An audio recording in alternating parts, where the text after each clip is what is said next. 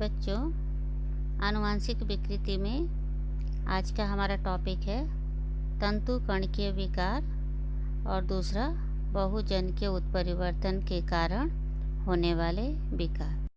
नमस्ते बच्चों, आनुवांशिक और परिवर्तन इस पाठ के अंतर्गत पिछली कक्षाओं में हम आनुवांशिक विकृति का अध्ययन कर रहे थे। हमने आपको बताया था कि आनुवांशिक विकृति 4 प्रकार की होती है। पहला था गुणसूत्रीय विकृति, जिसके अंतर्गत हमने डाउन सिंड्रोम, टर्नर सिंड्रोम और क्लाइनफेल्टर सिंड्रोम के बारे में पढ़ा। दूसरा एक जनुकीय विकृति, जिसके अंतर्गत रंजकहीनता और सिकल सेल एनीमिया के बारे में जानकारी प्राप्त की। आज हम तंतु कणकीय विकार के बारे में पढ़ेंगे। तंतु कणकीय, ये नाम आपने सुना है ना, 8वीं कक्षा में आपने पढ़ा भी है। तंतु कणिका यानी कि माइटोकॉन्ड्रिया। हमारी जो कोशिकाएं हैं उनमें तंतु कणिकाएं होती हैं जो हमारी कोशिका को ऊर्जा प्रदान करती हैं। तो तंतु कणिका के डीएनए यानी तंतु कणिका में भी डीएनए होता है, और जब डीएनए के जनुक में उत्परिवर्तन होता है तब ये दोष उत्पन्न होता है।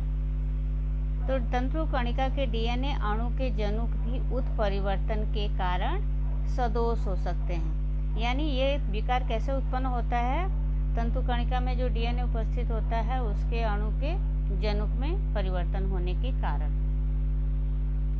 भ्रूण के विकास के समय केवल अंड कोशिका से, जब प्रजनन के पश्चात भ्रूण का निर्माण होता है और उसका विकास होने लगता है, तो अंड कोशिका, और ये अंड कोशिका किसमें होती है? माता में।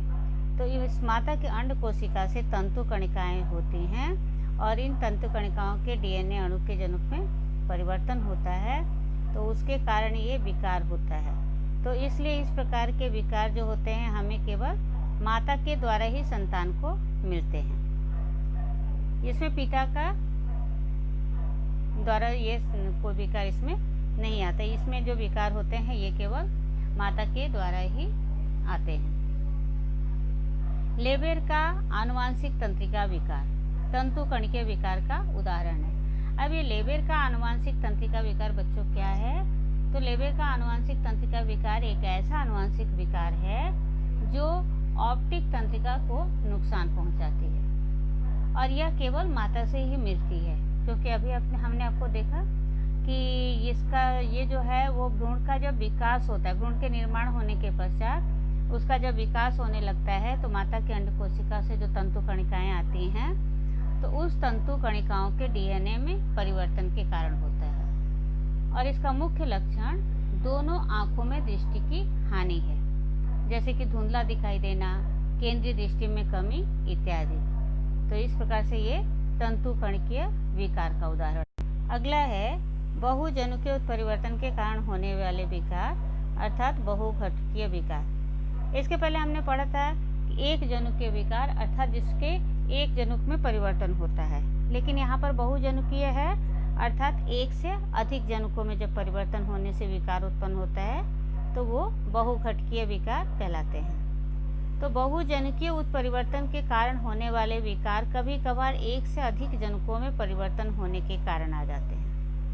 अब ये बहुत सारे परिवर्तन क्यों आते हैं? तो ऐसे अधिकांश विकारों में गर्भावस्था में अवयव के आसपास के, उसके आसपास जो लोग रहते हैं, पर्यावरणीय घटकों के परिणाम स्वरूप।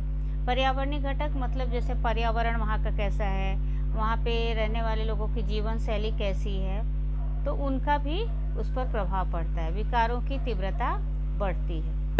सामान्य तौर पर पाए जाने वाले विकार इस प्रकार से हैं, जैसे कि फाँक होंठ, होठों को 2 भागों में होना, उसके बीच में खाली जगह होना, फाँक तालु, आमाशय का संकुचन, रीढ़ की हड्डी का दोष, जैसे रीढ़ की हड्डी टेढ़ी होती है। इसी प्रकार मधुमेह, रक्तचाप, हृदय विकार, अस्थमा, ये सब तो रोग आपने नाम सुने हुए अच्छी तरह से। अतिस्थूलत्व में क्या होता है? मोटापा जैसे विकार भी बहुजनुकीय हैं। बहुघटकीय विकार मेंडल के आनुवंशिकता के प्रारूप से पूर्ण रूप से नहीं मिलते। क्यों नहीं मिलते? क्योंकि यहाँ पर बहुत सारे घटकों का प्रभाव रहता है। पर्यावरण, जीवन शैली तथा कई दोषपूर्ण जनों इनके संयुक्त जटिल परिणामों के कारण ये विकार होते हैं। तो इस प्रकार से हमने अभी तंतुकणकीय विकार और बहुघटकीय विकार के बारे में जानकारी प्राप्त की।